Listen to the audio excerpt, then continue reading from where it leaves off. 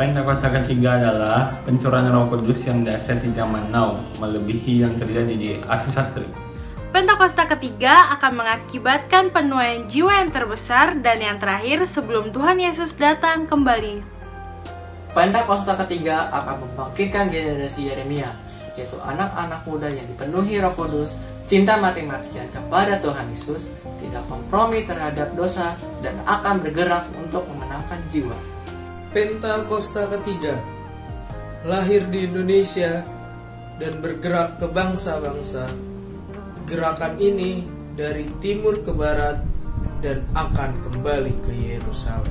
Pentakosta ketiga akan memberikan kuasa untuk menyelesaikan amanat agung, dan setelah itu Tuhan Yesus akan datang kembali.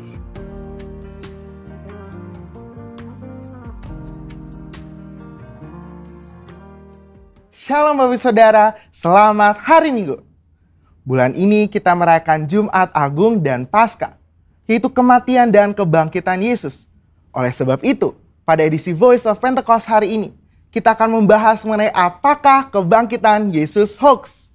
Semua orang di atas muka bumi ini memiliki hari kelahiran dan hari kematian. Tetapi jika bicara mengenai hari kebangkitan, hanya Yesus yang mempunyai hari kebangkitan dan kehidupan kekal. Oleh sebab itu, inilah yang membedakan Yesus dengan tokoh agama lainnya. Hari-hari ini ada banyak sekali hoax yang beredar di sosial media. Tetapi tahukah saudara, bahwa sejak pada zaman Yesus pun sudah ada hoax yang beredar mengenai kebangkitan Yesus. Jadi, apakah kebangkitan Yesus hoax atau fakta? Apa makna dari kebangkitan Yesus? Mari kita simak bersama. Kebangkitan Yesus adalah kekuatan utama iman Kristen. 1 Korintus 15 ayat 17 mengatakan, dan jika Kristus tidak dibangkitkan, maka sia-sialah kepercayaan kamu, dan kamu masih hidup dalam dosamu. Tanpa kebangkitan, kehidupan orang yang percaya kepada Yesus tidak mempunyai kuasa. Iblis berusaha untuk menyebarkan hoax. Sebab jika Yesus tidak bangkit, maka dia bukan Tuhan. Dan ia tidak bisa memberikan keselamatan kekal. Maka iman percaya kita menjadi sia-sia.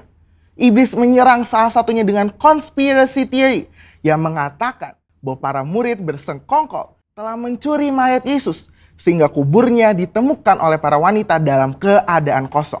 Hoax itu dipercaya sampai sekarang. Sebagai saksi Kristus, kita harus bisa mempertahankan iman kita. Selain dengan pengalaman pribadi, salah satunya ada dengan pembuktian secara fakta historis. 2 orang ahli apologetika Kristen telah menyelidiki berbagai fakta dan perdebatan tentang kebangkitan Yesus selama kurang lebih 30 tahun dan menyodorkan fakta-fakta yang dapat diterima dan diakui oleh para ahli sejarah, ateis, skeptik, dan bahkan rabi Yahudi. Nah, kita akan membahas hanya 5 fakta historis yang mereka temukan mengenai kebangkitan Yesus yang menyatakan bahwa isi dari teori konspirasi tersebut tidak benar. Fakta pertama adalah para wanita menjadi saksi hidup. Menurut tradisi Yahudi, wanita bukanlah saksi yang bisa dipercaya. Jika kebangkitan Yesus itu adalah rekayasa, persekongkolan, maka penulis kitab Injil harusnya memberitakan bahwa saksi pertama yang menemukan kubur Yesus kosong adalah murid-murid Yesus yang bergender laki-laki. Markus menulis apa adanya, bahwa memang para wanita lah yang pertama kali menemukan kubur Yesus kosong. Fakta kedua adalah kubur Yesus dijaga ketat oleh para prajurit. Bagaimana mungkin prajurit Romawi yang menjaga kubur Yesus bisa terlelap tidur dan tidak melihat murid-murid mencuri jasad Yesus? Matius 27 ayat 62-66 menyatakan prajurit Romawi telah menjaga kubur Yesus ketat, bahkan kubur itu dimeterai. Fakta ketiga adalah imam-imam kepala justru merekayasa kebohongan. Untuk menutupi fakta bahwa Yesus bangkit, maka imam-imam kepala menyuruh para penjaga membuat cerita bahwa murid-murid Yesus telah mencuri jasad Yesus. Ini membuktikan bahwa imam-imam kepala tidak menyangkali bahwa kubur itu kosong karena Yesus bangkit. Fakta keempat adalah murid-murid Yesus sedang dalam kondisi ketakutan. Bagaimana mungkin murid-murid yang sedang dalam ketakutan dan hilang pengharapan namun berani mencuri jasad Yesus? Justru mereka sedang menanti-nantikan apakah betul yang dikatakan Yesus bahwa ia akan bangkit di hari ketiga. Faktanya adalah mereka semua menjadi pemberita kebangkitan Yesus dengan berani, yakin, dan mati sebagai martir. Mana mungkin ada orang yang rela mati untuk suatu rekayasa kebohongan. Fakta kelima adalah bertobatnya Saulus dari pembunuh umat Tuhan menjadi pelayan Tuhan. Perjumpaan Saulus dengan Yesus dalam perjalanan menuju Damaskus membuktikan Yesus hidup dan bangkit. Sehingga Saulus yang menganiaya dan membunuh orang Kristen bertobat menjadi Paulus yang rela memberitakan Injil. Sekalipun dianiaya, dipenjara, dan ditindas, akhirnya mati sebagai martir. Sebenarnya masih banyak lagi fakta mengenai kebangkitan. Namun hanya dengan 5 fakta yang kita bahas, sudah cukup mengkonfirmasi dan membuktikan bahwa Tuhan Yesus itu benar-benar bangkit. Justru teori konspirasi pencurian mayat Yesus oleh murid-murid itulah yang hoax. Jadi, fakta bahwa Yesus telah bangkit dari kematian membuktikan bahwa Dia adalah Tuhan. Dan apa saja yang dikatakannya di dalam Alkitab adalah mutlak benar. Kuasa, kehidupan, dan kekekalan hanya ada di dalam Dia. Dan ini memberikan pengharapan bahwa kita yang ikut mati di dalam Kristus akan dibangkitkan di dalam kebangkitannya. Sebab Dia hidup ada hari esok yang penuh harapan. Dan kita pun memperoleh hidup yang kekal serta segala kelimpahannya. Saudara, untuk penjelasan lebih lengkapnya dari tim teologi kami, jangan lupa buka link yang ada di atas atau scan QR Code yang tersedia. Salam integritas, Tuhan Yesus memberkati.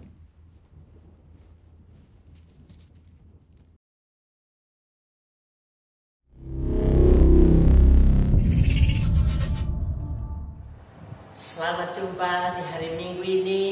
Kita akan masuk kembali beribadah dengan semangat yang sama seperti kita beribadah di gereja, saudara ya. Hari ini Tuhan akan hadir memberkati kita semua.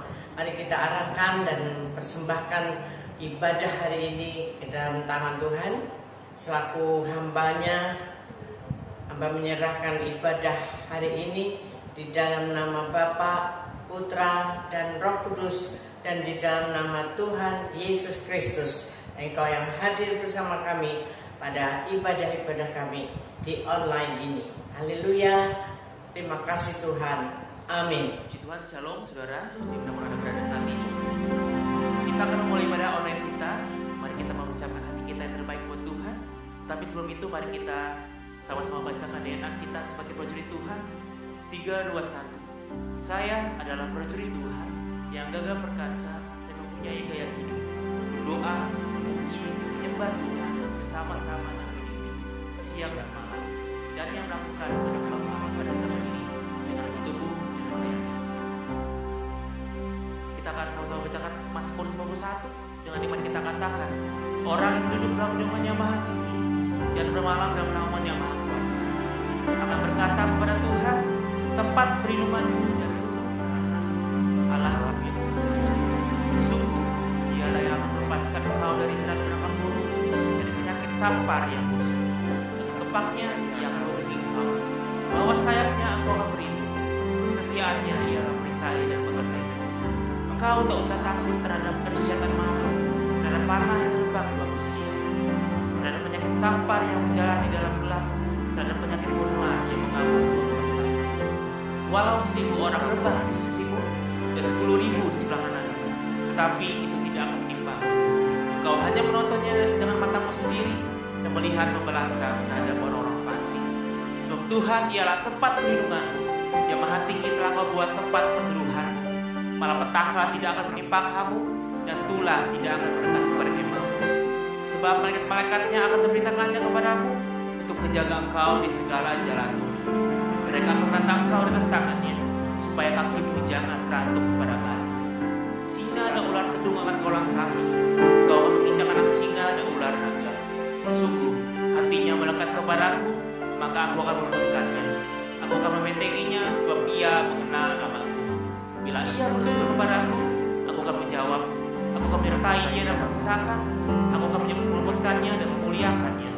Dengan panjang umur aku mengenyangkan dia, dan akan memberikan kepadanya keselamatan daripadaku.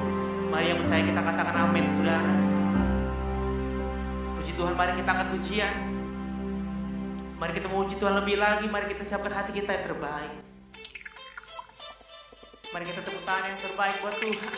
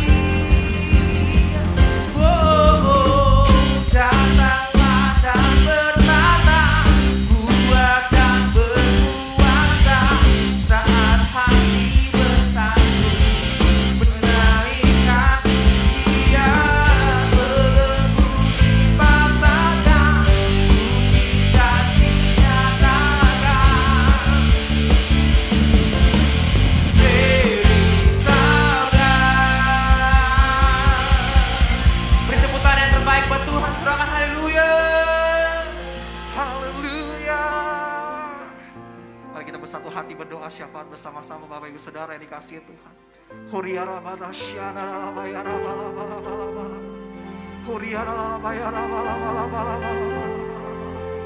Kami ucap syukur Tuhan buat kasih-Mu Tuhan, buat kebangkitan-Mu Tuhan. Terima kasih Tuhan kami punya Allah yang hidup.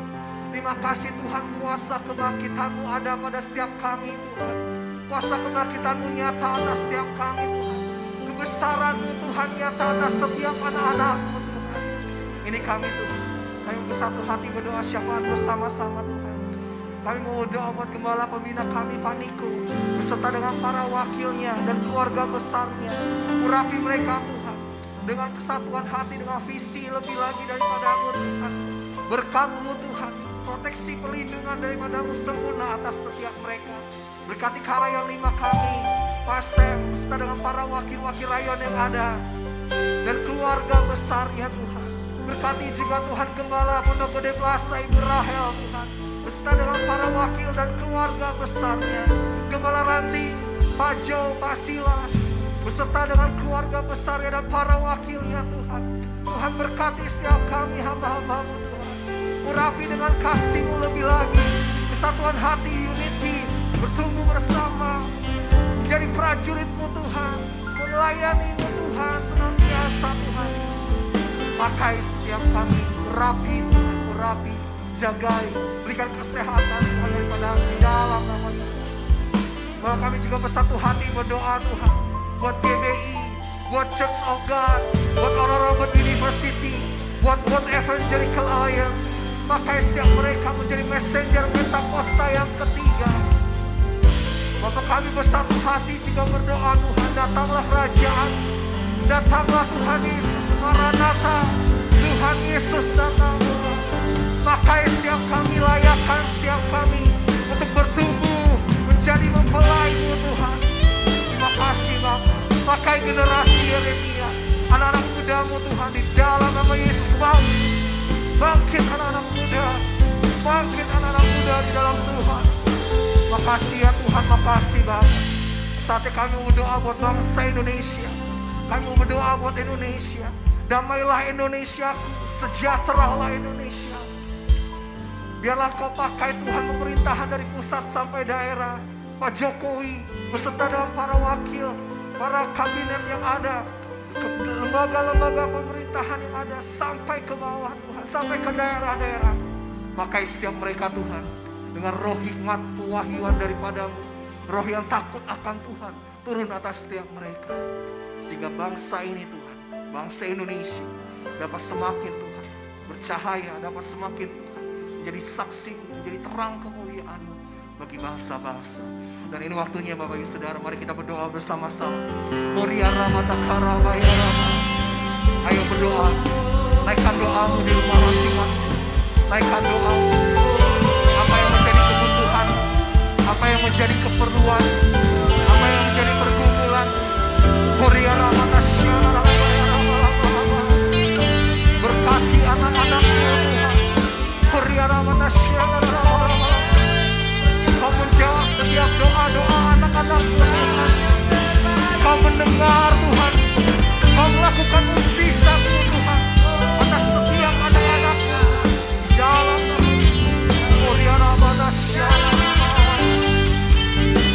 Kau memberkati Tuhan kepala keluarga, ibu rumah tangga, anak-anak yang ada Tuhan. Setiap usaha, setiap pekerjaan, setiap pendidikan studi yang dilakukan Tuhan, semuanya diberkati Tuhan.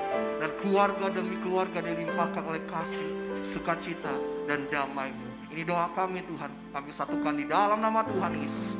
Mari sama-sama kita katakan, amin. Kami ucap syukur Tuhan buat kasih-Mu Tuhan. Kami ingin menyiapkan hati kami kembali untuk menyembah Tuhan lebih dalam lagi. Kau melihat setiap hati kami. Kau mengerti setiap hati kami. Mari saudara kita usiani penyembahan ini Tuhan.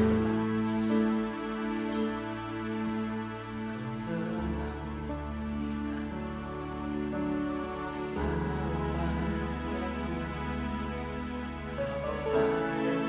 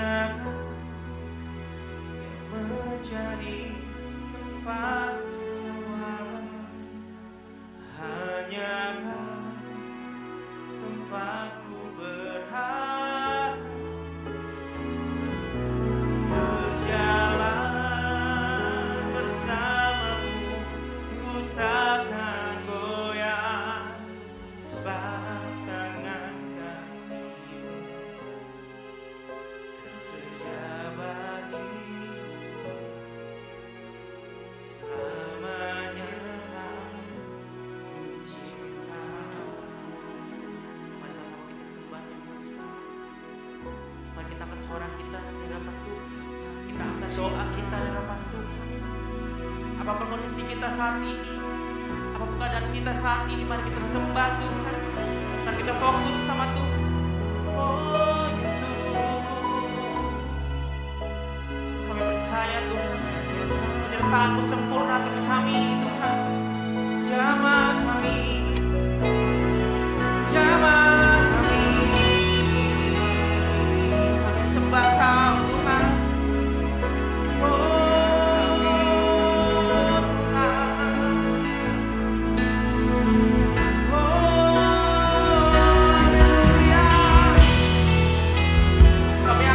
Hati kami akan suara kami, penyembahan kami yang terbaik Tuhan.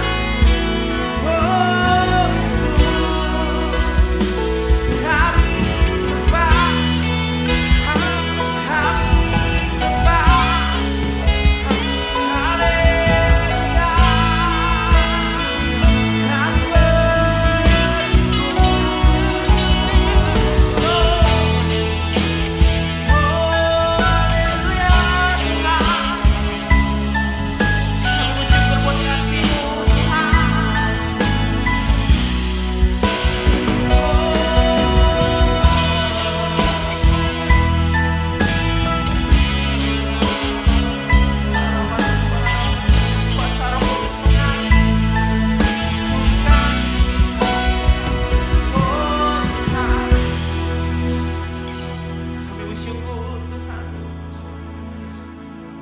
kami bersyukur.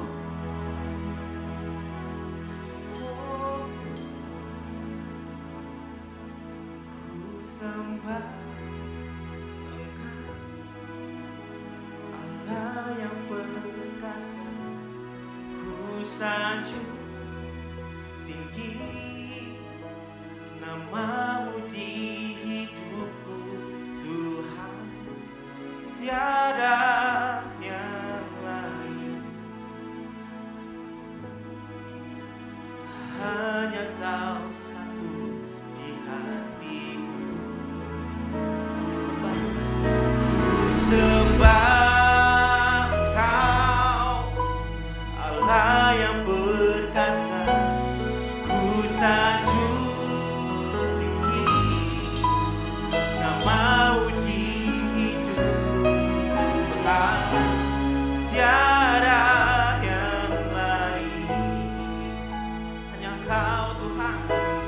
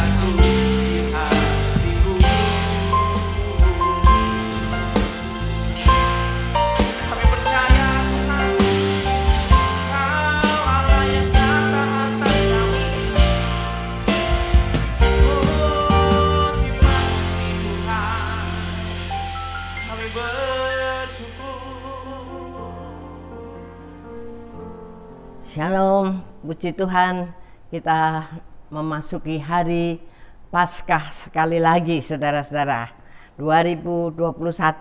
Walaupun di rumah-rumah kita tetap bersukacita, Yesus bangkit. Haleluya. Saudara, saya ingin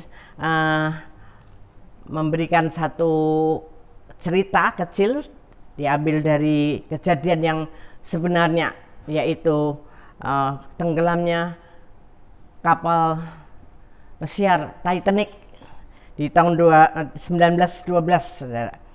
Saat itu sangat banyak orang meninggal karena tenggelam, karena lari dari kapal dan akhirnya tenggelam.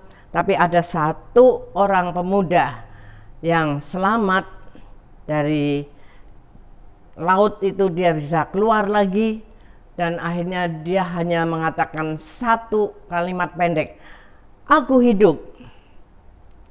Itu betapa indahnya hidup itu, saudara. Apakah hari ini kita bisa mengatakan aku hidup karena Yesus hidup? Amin. Puji Tuhan, saudara. Nah, saya ingin bertanya juga, apakah saudara tetap percaya sampai hari ini 2021 di Paskah ini bahwa Yesus itu benar-benar bangkit? Karena belajar dari kenyataan di masa itu, ketika Yesus benar-benar bangkit di sana, di Israel, Yesus menampakkan diri masuk ke dalam ruangan di mana murid-muridnya berada. Tapi ada satu murid yang absen, Bapak Thomas, dan dia akhirnya tidak percaya bahwa Yesus sudah bangkit. Kenapa, saudara? Karena saat itu dia tidak ada di situ, tidak ada di dalam persekutuan bersama-sama dengan teman-temannya yang lain. Kemanakah dia? Ya, mungkin dia sudah stres, ya, di rumah terus menanti katanya Yesus bangkit, katanya ini, katanya itu, tidak percaya mungkin, atau dalam kesedihannya akhirnya mungkin dia jalan-jalan. Mungkin juga dia sedang goes, saudara ya. Zaman sekarang goes. Dan akhirnya ketika dia kembali, teman-temannya bercerita, "Oh, Yesus datang loh. Yesus sudah benar-benar bangkit." Tapi dia tidak percaya. Meski demikian, saudara, beberapa hari kemudian Yesus hadir lagi di situ. Dan dia menampakkan dirinya dan mempersilahkan Thomas untuk mencocokkan jarinya ke telapak tangan Yesus yang lubang itu. Luar biasanya Yesus.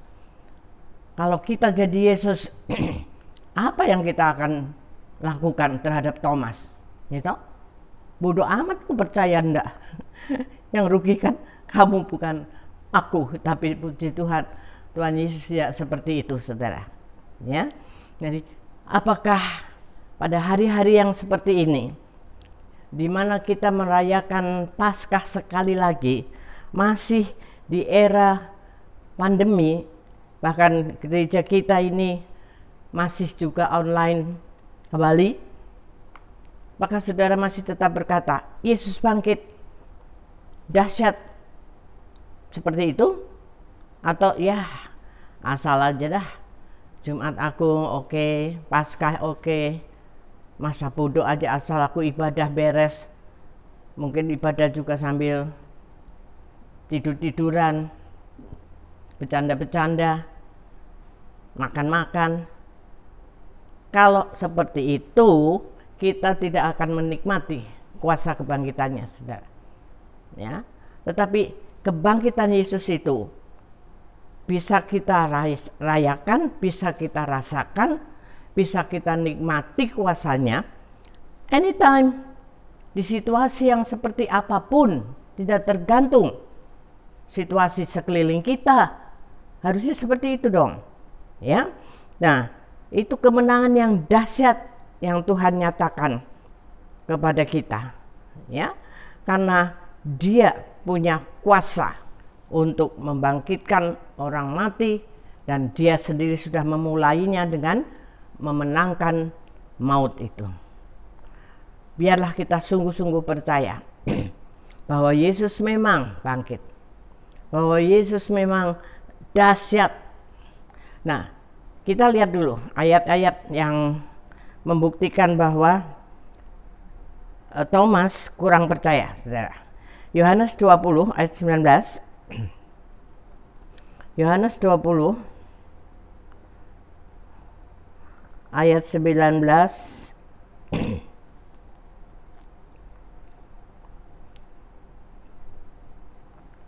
Dan seterusnya. Saya akan bacakan. Ketika hari sudah malam pada hari pertama minggu itu, berkumpullah murid-murid Yesus di suatu tempat dengan pintu-pintu yang terkunci, karena mereka takut kepada orang-orang Yahudi. Pada waktu itu datanglah Yesus dan berdiri di tengah-tengah mereka dan berkata, "Damai sejahtera bagi kamu." Dan sesudah berkata demikian, ia menunjukkan tangannya dan lambungnya kepada mereka. Murid-murid itu bersukacita ketika mereka melihat Tuhan. Maka kata Yesus sekali lagi, "Damai sejahtera bagi kamu. Sama seperti Bapa mengutus aku, demikian juga sekarang aku mengutus kamu." Dan sesudah berkata demikian, ia menghembusi mereka dan berkata, "Terimalah Roh Kudus. Jikalau kamu mengampuni dosa orang, dosanya diampuni. Dan jikalau kamu menyatakan dosa orang tetap ada, dosanya tetap ada." Tetapi Thomas, seorang dari ke-12 murid itu, yang disebut Didimus, tidak ada bersama-sama mereka ketika Yesus datang ke situ. Maka kata murid-murid yang lain kepadanya, "Kami telah melihat Tuhan."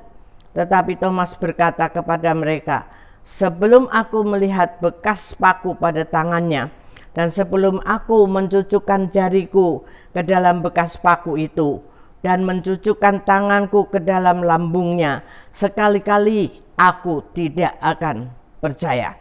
8 hari kemudian, murid-murid Yesus berada kembali di dalam rumah itu, dan Thomas bersama-sama dengan mereka.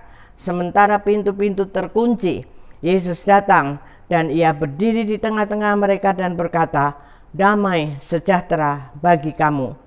Kemudian ia berkata kepada Thomas, "Taruhlah jarimu di sini dan lihatlah tanganku.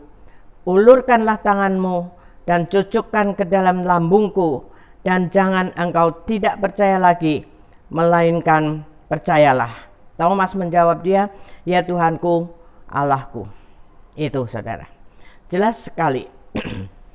Jadi murid-murid Yesus ada di dalam ruang yang tertutup, terkunci karena mereka ketakutan terhadap tentara-tentara Romawi, orang-orang Yahudi. Tapi Yesus bisa masuk. Itulah yang luar biasanya. Tubuh kebangkitan Yesus tidak bisa dibatasi dengan dinding-dinding dan kunci pintu. Dia hadir, ya. Dia memberkati murid-muridnya dan dia mengatakan, "Damai sejahtera." Tapi Thomas ketinggalan. Tadi saya sudah sampaikan, karena dia keluar, tidak tahu kemana. Seminggu kemudian, 8 hari kemudian, Yesus datang lagi seperti itu, dalam keadaan yang terkunci. Dan sebetulnya demi Thomas, Yesus datang lagi. "Cucukkan tanganmu ke dalam lambungku dan telapak tanganku." Saudara, iman yang seperti ini sebetulnya kurang oke. Dan Tuhan bilang, "Percayalah walaupun kamu tidak melihat." Hari ini saudara, kita masih memiliki kuasa kehadiran Yesus itu.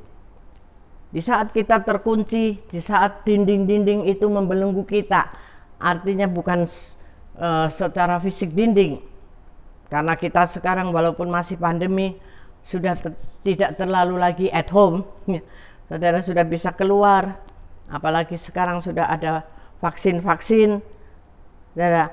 Tetapi mungkin ada hal-hal yang membelenggu kita, hal-hal yang mungkin menghimpit kita, tekanan-tekanan ekonomi, tekanan-tekanan permusuhan-permusuhan antara satu keluarga dengan yang lain, anggota keluarga kita saling tidak sesuai dalam pemikiran.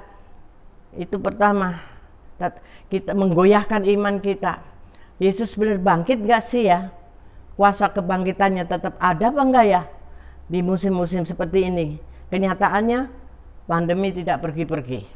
Kita udah berdoa, doa puasa, doa keliling, doa apa lagi saudara?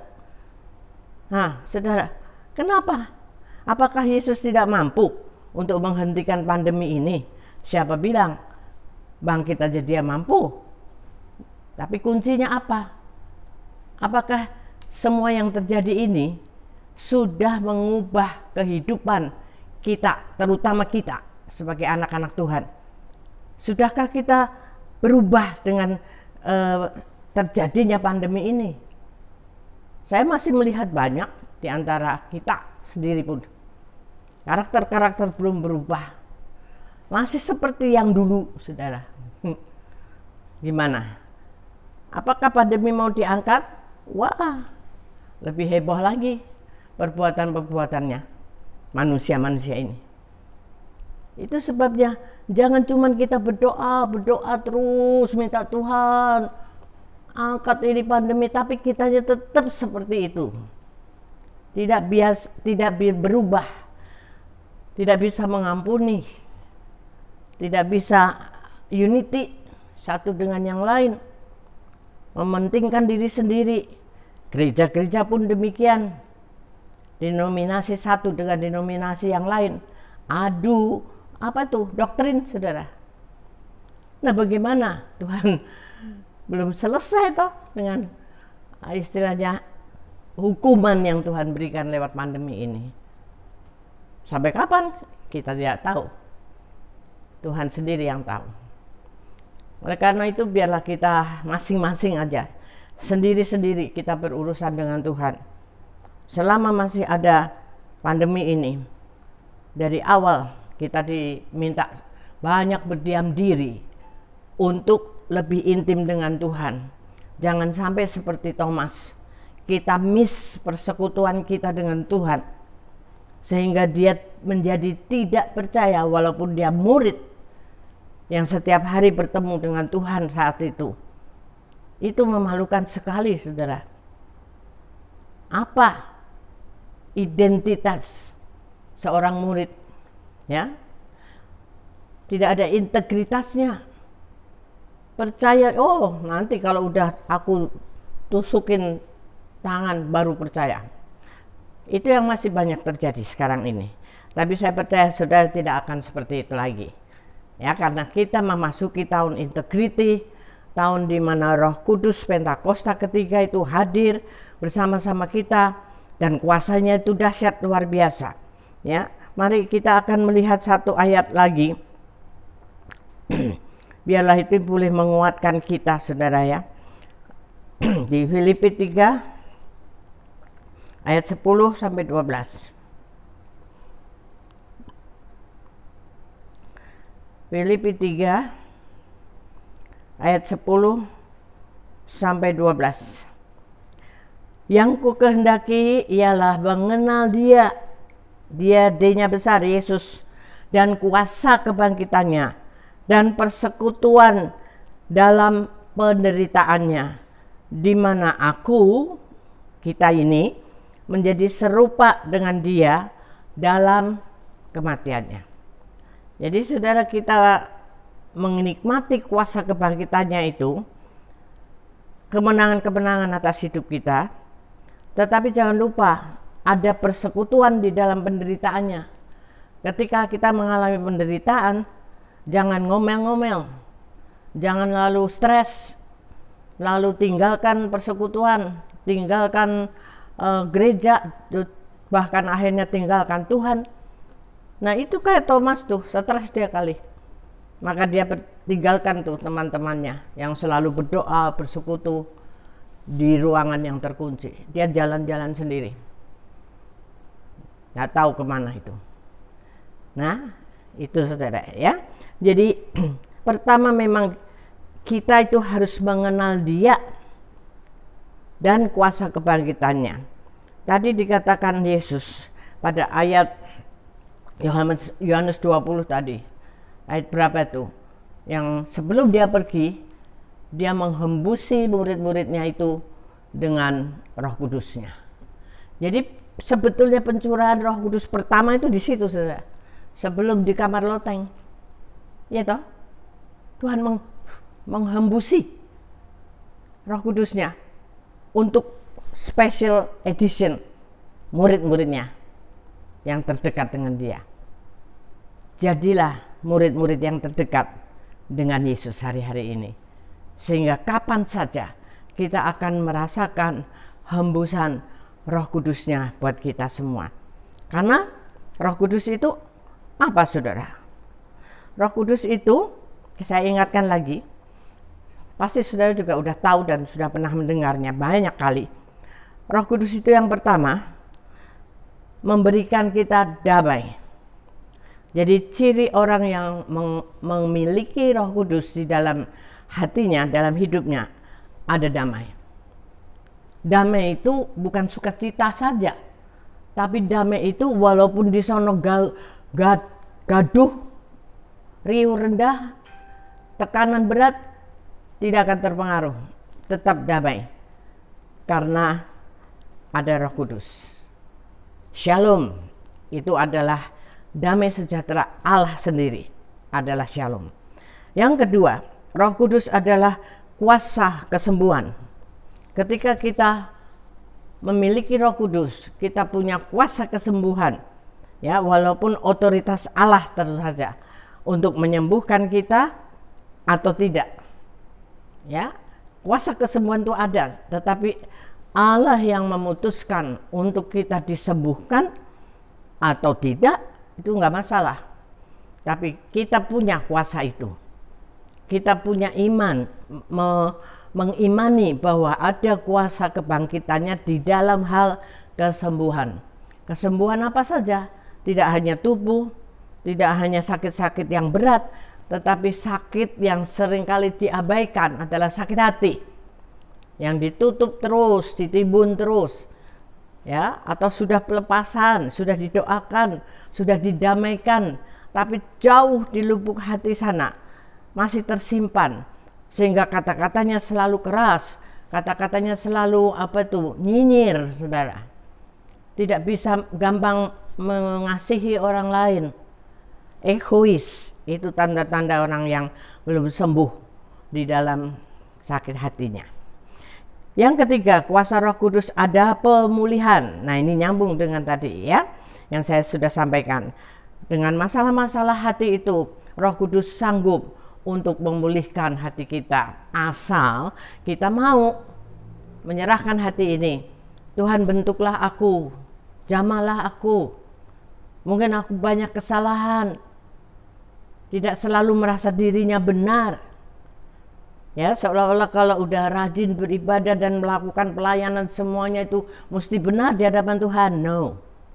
Matius 7 ayat 21. Ya kan? Tuhan bilang bukan yang berkata Tuhan, Tuhan. Itu yang hebat. Aku sudah menyembuhkan orang, bahkan membangkitkan orang mati. Tetapi Tuhan bilang, nyah engkau, membuat kejahatan. Bagaimana kalau sampai kita dibilang gitu? Jangan sampai ya. Biarlah kita terus bangkit dengan kuasa kebangkitannya, Roh Kudus yang sudah dihembuskan kepada kita. Poin yang keempat, Roh Kudus adalah kuasa menikmati berkat Tuhan. Nah, pasti ini semuanya amin banget. Ya, semua pasti mau itu. Tetapi 1, 2, 3 semua harus terjadi dulu. Ya, kita dipulihkan, ya, kita intim dengan Tuhan. Kita selalu membuka hati untuk jamahan rohnya, sehingga hati kita selalu damai, sehingga berkat itu pasti dicurahkan buat kita, karena itu janjinya. Tuhan tidak bisa mengingkari janjinya, dan dia berjanji untuk memberkati orang-orang benar, orang-orang yang percaya Tuhan dan mengimani bahwa kita ini dibenarkan oleh Tuhan. Tidak bisa benar sendiri. Kita dibenarkan oleh Tuhan. Karena itu kita jadi orang benar. Dan orang benar itu dikasih Tuhan, dilindungi Tuhan, diberkati dengan komplit. Ya, pegang itu kembali. Jangan sedih lagi bahwa kita tidak bisa menikmati ibadah Paskah bersama-sama, rame-rame di gereja, KKR, di sana sini. Tidak ada gunanya. Seringkali itu hanya hura-hura, saudara. Selesai ibadah itu di luar berantem lagi, sedih lagi sampai rumah. Tetapi kita merayakan tuh personal, hati lepas hati. Kita menikmati apa yang Tuhan sudah lakukan melalui kematiannya dan akhirnya dia bangkit. Tidak ada juru selamat lain yang berani mengatakan, aku sudah bangkit, kecuali Yesus. Itu bedanya kekristenan kita. Juru selamatnya bangkit dari kematian. Apalagi yang kita perlukan, semua Tuhan bisa lakukan. Amin, saudara. Bangkit hari ini, katakan, aku hidup karena Dia hidup. Selalu, kalau engkau sudah loyo-loyo, sudah mulai stres, sudah mulai frustrasi dengan hidup ini, katakan, aku bangkit karena Yesusku sudah bangkit. Tapi kalau aku bangkit, artinya aku berkreasi, ya, beraktivitas, melakukan sesuatu. Jangan bilang Yesus bangkit, aku hidup tapi diam aja di rumah, doing nothing, nggak mau kerja, nggak mau berusaha apapun, hanya mau menunggu belas kasihan orang. Itu bukan yang Tuhan mau. Tuhan mau kita menjadi orang-orang yang kreatif, orang-orang yang berinovasi, yang membuat yang tidak ada menjadi ada karena ada berkat Tuhan di situ. Itu yang membuat kita sukses, disempurnakan oleh Tuhan apa yang kita buat. Haleluya. Tuhan Yesus memberkati kita semua di Paskah ini. Tidak ada lagi kesedihan, tidak ada frustrasi, tidak ada stres seperti Thomas. Hadirlah selalu bersama-sama dengan Roh Kudus-Nya, dan Dia yang akan terus menghembusi kita dengan kuasa Roh Kudus, yang berarti tadi 1, 2, 3, 4. Ujung-ujungnya berkat Tuhan. Amin, saudara. Haleluya. Puji Tuhan. Kita berdoa untuk firman Tuhan. Bapa, kami bersyukur hari yang dahsyat ini, di mana Engkau bangkit pada saat itu. Sampai hari ini pun Tuhan, biarlah kami sungguh-sungguh tetap sama merasakan kuasa-Mu itu yang dahsyat, yang tidak ada duanya di dalam dunia ini. Terima kasih Tuhan.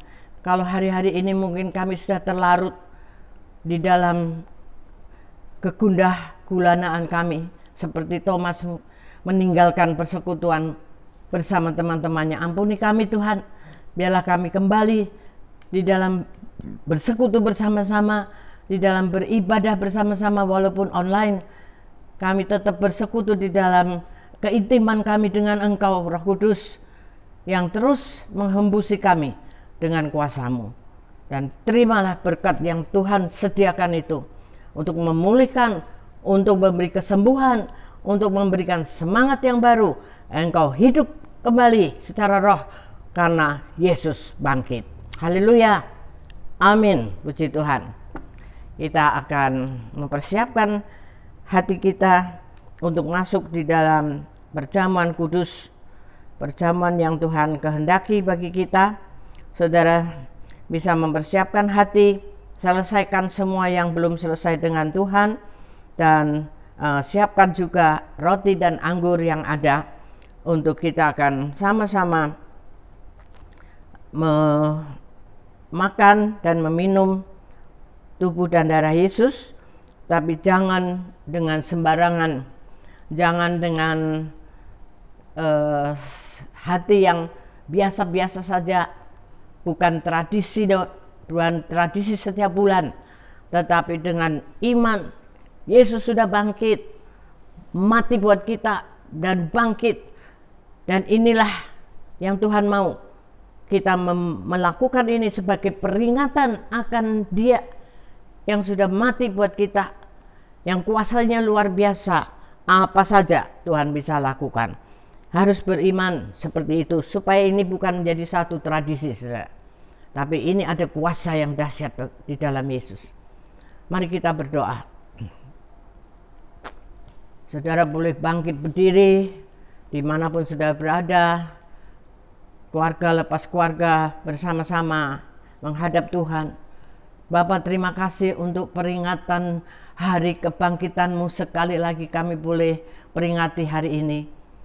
Walaupun kami mungkin tidak di gereja atau sebagian ada yang di gereja-gereja, Tuhan, Engkau tetap sama. Dimanapun kami berada, Engkau tetap hadir.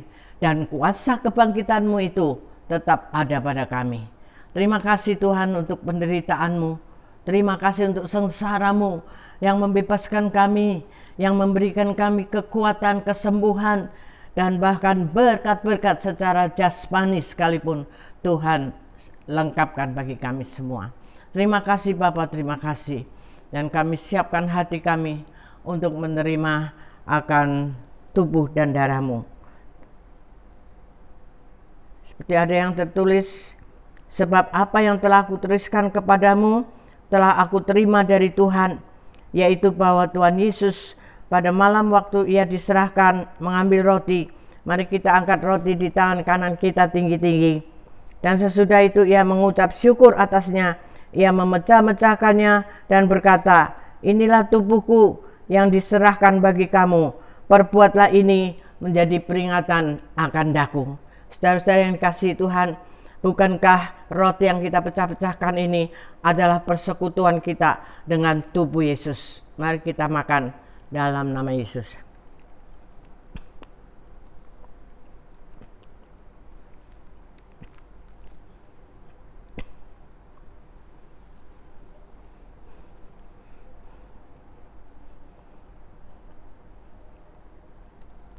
Mari angkat cawan di tangan kanan kita tinggi-tinggi. Demikian juga ia mengambil cawan sesudah makan, lalu berkata, cawan ini adalah perjanjian baru yang dimeteraikan oleh darahku. Perbuatlah ini setiap kali kamu meminumnya menjadi peringatan akan aku. Saudara-saudara yang kasih Tuhan, bukankah cawan pengucapan syukur yang atasnya kita mengucap syukur? Ini adalah persekutuan kami dengan darah Yesus. Dalam nama Yesus mari kita akan minum. Haleluya.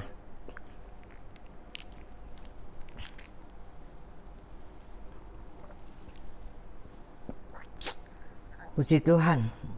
Haleluya. Terima kasih Yesus untuk darah-Mu.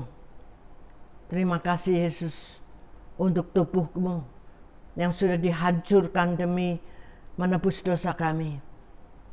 Hari yang dahsyat ini Engkau membuktikan kuasa yang tidak ada duanya di dalam dunia ini. Tubuhmu hancur, darahmu mengalir. Tetapi Engkau menepati janjimu bahwa Engkau bangkit kembali. Dan kuasa itu kami mau tetap pegang teguh untuk menghidupi hidup kami ini dengan kuasa kebangkitan-Mu. Terima kasih Tuhan. Kami siap untuk ikut serta ambil bagian di dalam penderitaan-Mu. Penderitaan yang kami alami tidak sebanding dengan Engkau Tuhan.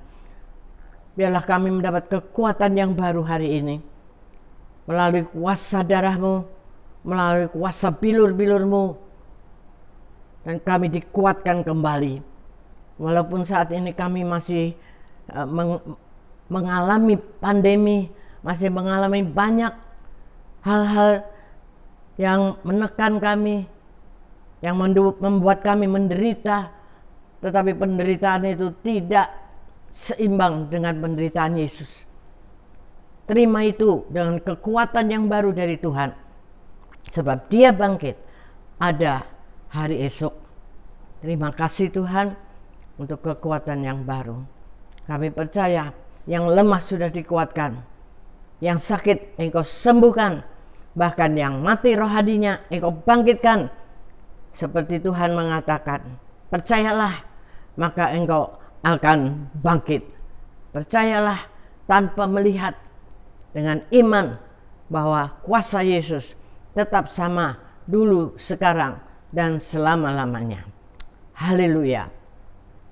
Amin. Puji Tuhan. Terima kasih kepada Tuhan untuk ibadah hari ini. apapun bentuknya, ucapkan syukur kepada Tuhan. Dan kami mau mengakhiri ibadah Paskah ini di dalam kesederhanaan, tetapi makna Paskah itulah yang harus kita wujudkan di dalam hidup kita masing-masing. Tidak tergantung kepada orang lain. Mari angkat tangan saudara dan dengan iman yang penuh pulang dengan membawa berkat daripada Tuhan. Kiranya berkat Tuhan yang melimpah-limpah atas hidupmu, pengurapan yang baru daripada Tuhan turun atas hidupmu, dan kesempurnaan daripada Tuhan sendiri memulihkan keadaan keluarga lepas keluarga. Damai sejahtera-Mu melimpah-limpah, tidak terpengaruh oleh keadaan dan situasi. Darah Yesus, kuasa kebangkitannya turun atas keluarga lepas keluarga, dan engkau dipulihkan, engkau diberkati jasmani dan rohani, dan menjadi alat bagi Tuhan di Pentakosta yang ketiga ini. Haleluya. Yang sudah menerima, katakan bersama-sama, amin.